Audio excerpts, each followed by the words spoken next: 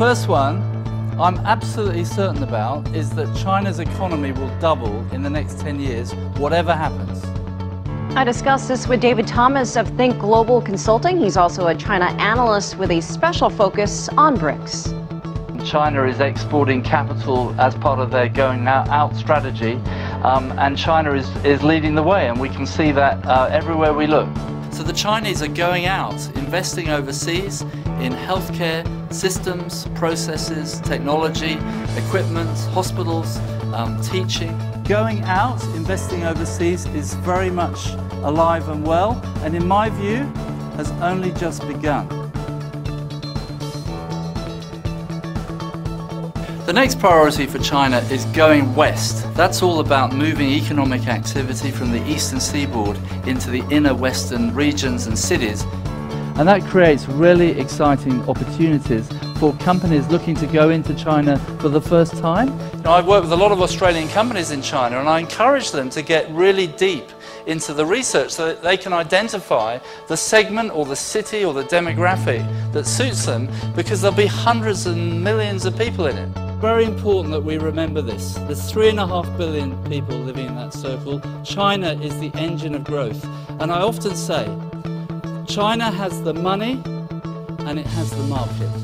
If you want to do business in China, you should get David to come along and talk to your group or your boardroom. He's a funny speaker, he's engaging. You leave his events with great content, actionable ideas.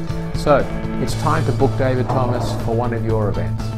If you want to do business with Asians, you need some kind of appreciation, a curiosity, a passion, an interest in Asian culture. We'll do the 3 cups of tea thing, but we want to get to the deal, and that's the money. From my experience, if you go to the deal too quickly, it can all go really wrong. We have to take things slowly. You have to take the journey from being a stranger to a friend to a point where there's a position of trust.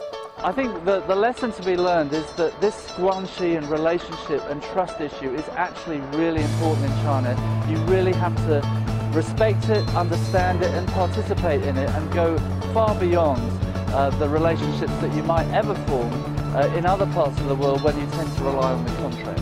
While technology is making it easier to do business, experts say a multi-channel approach is always best. There is red tape, but actually our biggest challenge is building relationships on the ground. Trusted, long-term, sustainable relationships where a business opportunity can flourish.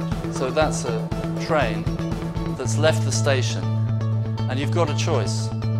You either get on it, or you stand in front of it. I think it's time to get on board.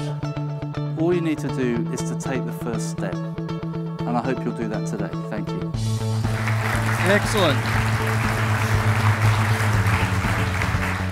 Fantastic, David.